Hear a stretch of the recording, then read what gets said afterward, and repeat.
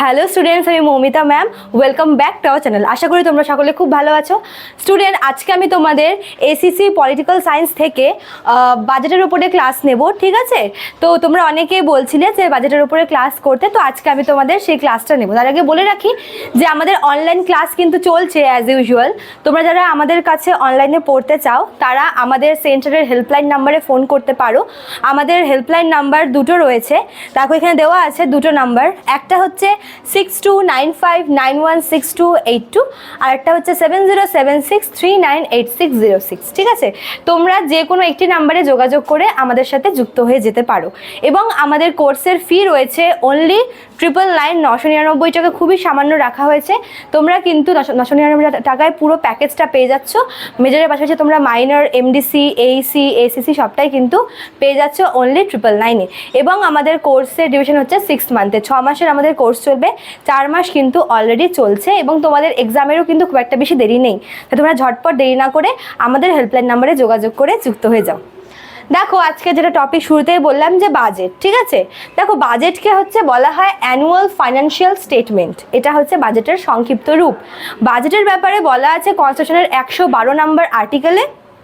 দেখো বাজেটের কিন্তু মানে যখন হচ্ছে আর কি পার্লামেন্টে বাজেট পেশ করা হয় তখন তার কিন্তু কিছুগুলি মানে কতগুলি হচ্ছে স্টেপ রয়েছে, যেগুলো তোমাদের এখানে আমি পয়েন্ট করে দিয়েছি, ঠিক আছে? তো তোমাদের এগুলি সম্পর্কে আমি ডিটেলসে বলবো, তার আগে চলো পয়েন্টগুলি একবার করে পড়ে নিই, ঠিক আছে? দেখো প্রথমে শুরুতে রয়েছে হচ্ছে অর্থনৈতিক সমীক্ষা। একটি সমীক্ষা করা হয়, অর্থনৈতিক সমীক্ষা করা হয় প্রথমে আর কি, ঠিক আছে? তারপরে কি অ্যাপ্রোপ্রিয়েশন বিল। 3 নম্বরে কি রয়েছে ভোটস অন অ্যাকাউন্ট। 4 নম্বরে বলেছে হচ্ছে অন্তর্বর্তী বাজেট। 5 নম্বরে রয়েছে ভোট অন ক্রেডিট। আর সবার শেষে হচ্ছে ব্যতিক্রমী অর্থ মঞ্জুর, ঠিক আছে? তো এগুলোর ডিটেলসে তোমাদেরকে আমি বলছি। দেখো প্রথমে কি বলেছে অর্থনৈতিক সমীক্ষা। এখানে কি হচ্ছে, যেদিন মনে করো বাজেটটা পেশ করা হয়, অর্থমন্ত্রী মেন বাজেটটা পেশ করে, যেদিন বাজেটটা পেশ করা হবে, পেশ করার ঠিক আগের দিন, ঠিক আছে, ডিপার্টমেন্ট অফ ইকোনমিক অ্যাফেয়ার্সের পক্ষ থেকে একটি অর্থনৈতিক সমীক্ষা আর কি পেশ করা হয়, একটি আর কি সার্ভে পেশ করা হয়, ইকোনমিক্যাল সার্ভে, যেটা হচ্ছে ডিপার্টমেন্ট অফ ইকোনমিক অ্যাফেয়ার্সের পক্ষ থেকে এই সার্ভেটা করা হয়। এই সার্ভের মাধ্যমে দেশের যে বর্তমান মানে দেশের কারেন্ট ফাইন্যান্সিয়াল সিচুয়েশন সেটা কিন্তু দেখা হয়, মানে দেশের বর্তমান অর্থনৈতিক অবস্থা কেমন সেটা কিন্তু এই সার্ভের মাধ্যমে, এই সমীক্ষার মাধ্যমে জানা হয়, ঠিক আছে? তারপর দেখো 2 নম্বরে কি বলেছে অ্যাপ্রোপ্রিয়েশন বিল। এই অ্যাপ্রোপ্রিয়েশন বিলটা কি, এটা হচ্ছে মনে করো যে বিভিন্ন ডিপার্টমেন্টের বিভিন্ন দপ্তরের মানে বিভিন্ন দপ্তরের যে মন্ত্রীরা রয়েছে তারা আর্থিক সাহায্যের যে দাবি সেটা হচ্ছে জানায়, যে মনে করো যে স্বাস্থ্য ডিপার্টমেন্ট মানে হেলথ ডিপার্টমেন্ট একটা আর্থিক সাহায্যের দাবি করছে, তোমার হচ্ছে ফাইন্যান্স ডিপার্টমেন্ট থেকে আসছে, অথবা মনে করো যে হচ্ছে তোমার হচ্ছে হোম মিনিস্টারের ডিপার্টমেন্ট থেকে আসছে। এভাবে যখন বিভিন্ন ডিপার্টমেন্ট থেকে আর কি আর্থিক সাহায্যের দাবি আসছে তখন কি করা হয়, তাদের সবার দাবিগুলিকে একটি সিঙ্গেল লিস্টে রাখা হয়, ঠিক আছে? এটি সিঙ্গেল বিলের মধ্যে রাখা হয়, সেই বিলটাকেই বলা হচ্ছে অ্যাপ্রোপ্রিয়েশন বিল, ঠিক আছে? অর্থাৎ সবার দাবি মেনে নিয়ে সবার দাবিকে একটি একক বিলের মধ্যে, একটি একক লিস্টের মধ্যে রাখাকে বলছে অ্যাপ্রোপ্রিয়েশন বিল। এবং এটার মাধ্যমে কিন্তু মানে যতক্ষণ না পর্যন্ত এই অ্যাপ্রোপ্রিয়েশন বিলটা পেশ করা হয় ততক্ষণ পর্যন্ত কিন্তু হচ্ছে বাজেট মঞ্জুর করা হয় না, ঠিক আছে? আচ্ছা, তারপরে দেখো কি বলেছে votes on account. Votes on অ্যাকাউন্টটা কি, এটা খুবই ইন্টারেস্টিং। এটা হচ্ছে মনে করো যখন আর কি বাজেট পেশ করা হচ্ছে, বাজেট যতক্ষণ না পর্যন্ত পাস হবে ততক্ষণ পর্যন্ত কিন্তু অর্থ বরাদ্দ করা হবে না সরকারকে। এবার যদি কোনো কারণে হচ্ছে বাজেটের পাস হওয়াটা আটকে থাকে বা বাজেট যদি কোনো কারণে পাস না হয় তখন কি হচ্ছে, তখন হচ্ছে পার্লামেন্ট কি করবে, কিছু মানে সামান্য কিছু পরিমাণে টাকা, একটা নির্দিষ্ট পরিমাণের অর্থ সরকারকে দেবে, যাতে বাজেট পাস না হওয়া পর্যন্ত ওই অর্থ থেকেই সরকার খরচ করতে পারে, ঠিক আছে? এটাকেই বলা হচ্ছে ভোটস অন অ্যাকাউন্ট।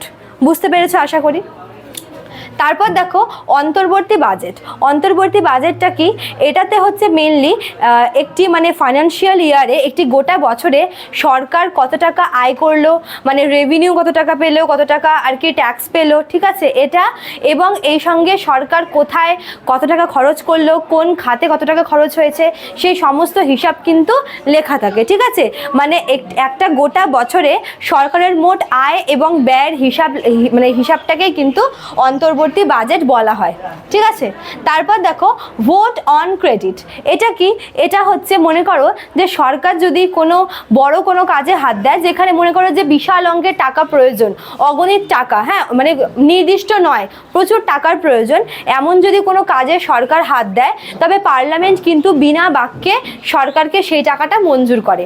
নর্মালি কি হয়, সরকার যদি কোনো কাজে টাকা ইনভেস্ট করতে চায়, তবে পার্লামেন্টকে তার হিসেব দিতে হয় যে এই মানে এই খাতে টাকা খরচ হবে, এত টাকা লাগবে ইত্যাদি, ঠিক আছে। কিন্তু যদি সরকার এমন কোনো কাজে হাত দেয় যে কাজে প্রচুর টাকা লাগছে, অগণিত টাকা লাগছে, তখন কিন্তু পার্লামেন্ট বিনা বাক্যে কোনো রকমের প্রশ্ন ছাড়াই সরকারকে সেই টাকাটা মঞ্জুর করে দেয়। এক্ষেত্রে কিন্তু কোনো প্রশ্ন পার্লামেন্ট করবে না। বুঝতে পেরেছো? তো এটাকে হচ্ছে ভোট অন ক্রেডিট বলছে। আর সবার শেষে দেখো রয়েছে ব্যতিক্রমী অর্থ মঞ্জুর। ব্যতিক্রমী অর্থ মঞ্জুরটা কি? এটা হচ্ছে যখন মনে করো যে মানে বাজেটে তো মেন হচ্ছে মেন লিস্টগুলো, মেন পয়েন্টসগুলোকে আর কি লেখা থাকে, যেগুলো দরকার সেগুলো লেখা থাকে। এবার যদি কোনো মানে জিনিস এমনও থাকে, কোনো টপিক হচ্ছে বাদ পড়ে যায়, স্কিপ করে যায়, যেগুলো বাজেটে লেখা থাকে না, এবং দেখা যায় যে পরে ওই জিনিসগুলো কিন্তু ইম্পর্টেন্ট, মানে বাজেটে মেনলি মোস্ট ইম্পর্টেন্ট টপিকগুলিকে লেখা থাকে, ঠিক আছে, তার সেই মোতাবেক হচ্ছে মানে টাকা বরাদ্দ করা হয়। এবার যদি পরে দেখা যায় যে যেগুলি বাজেটে লেখা হয়েছিল, যেই পয়েন্টসগুলো, ওগুলো বাদ দিয়েও আরও কিছু কিছু ক্ষেত্রে আর কি টাকা ইনভেস্ট করা প্রয়োজন, যেগুলো স্কিপ করা হয়েছে, তো সেখানেও কিন্তু আবার সরকার টাকা ব্যয় করবে, ঠিক আছে। তো ওই যে মানে স্কিপ করে যাওয়া জিনিসগুলোতে যখন আর কি টাকা ইনভেস্ট করবে, ওটাকে হচ্ছে ব্যতিক্রমী অর্থমঞ্জুর বলা হয়। বুঝেছো? তো এই ছিল তোমাদের আজকের টপিক বাজেটের উপরে। আশা করি তোমরা ভিডিওটি বুঝতে পেরেছো। ভিডিও ভালো লাগলে অবশ্যই লাইক, কমেন্ট করবে, শেয়ার করবে। দেখা হচ্ছে নেক্সট